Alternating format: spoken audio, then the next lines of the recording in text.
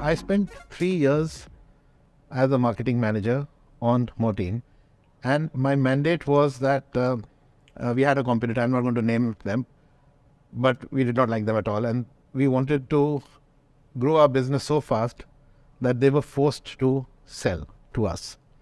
Okay, so I don't think these things are all politically correct these days, but anyway, that was what it used to be in those days. So, and it did happen actually. So we set up a very interesting strategy. We had some very interesting learnings, and I think some of these learnings are still very relevant in when you think about mass distribution in India. So I'll tell you two learnings. So at that point of time, we didn't make much money on Mortein. Why? Because we used to do a lot of media, huge penetration opportunity.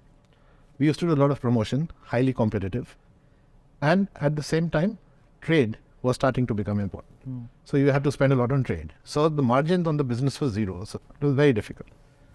So we had this insight that actually Mortein at that time was distributed in 9 lakh stores, or 0.9 million stores.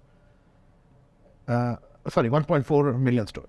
Goodnight was distributed in 1.3 million stores, and Maxo was also distributed in about 1.3, 1.4 million stores.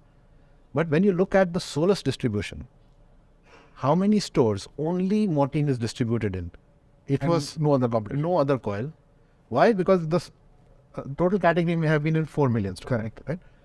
The reason, what happens is as you go lower and lower, the retailer does not have enough money to stock 3 brands of a category like coil or soap, actually, or Harpic. And therefore, they make a choice. So the retailer stocks one brand of coil if you go down. So there are 900,000 people who stock only Mortein, about 800,000 who stock only Goodnight, and about 800-900 who stock only Maxo. And there are actually 400,000 who stock more or less all of them. Right? So in the ones who stock all of them, forget those for now. What I'm trying to do is increase the number of retailers who only stock me. So convert the others to me. So how do I do that?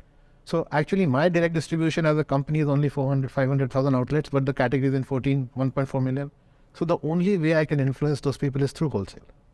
So what do I need to do? I need to have a pull from the consumer who asks for Mortein, and I need to have a push from the wholesaler. So I figured that this 10 plus 4 promo that we were doing is helpful, but it's not adding value to any of this. So we took this dramatic decision of cutting all our promotions. Everybody else was doing a 10 plus 4 for whatever, 15 rupees. We said we'll sell 10 coils for 15 rupees. But we saved 40%, and we put that 40% in wholesale promotions. So we started doing things like case of Mortein coil, 60 coils in a case, so 600 coils, 600 single coils. One truck is 42,000 coils. I can tell you even today. You buy a truck of coils, I send you on a trip to Bangkok as a wholesaler. You buy 4 trucks of coil, keep one of the trucks that the coil came on, and send 3 back. Wow. Because the gatekeeper is wholesale.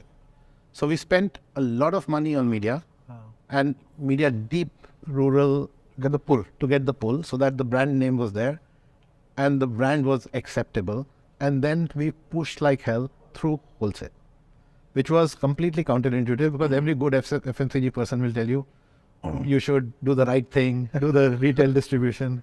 Correct. So we did that also, but so what ended up happening was, and also we started launching other stuff and so on, innovation. So between the years 2001 and 2002 and 2005, Mortein India was the close to the number 1 growth driver of the company in the world from a revenue point of view. We grew from 20 million pounds to close to 40 plus million pounds. We doubled the brand in 2 years. And at that point of time, Mortein as a single brand became the number 1 brand in pest control in India, bigger than Goodnight during that period.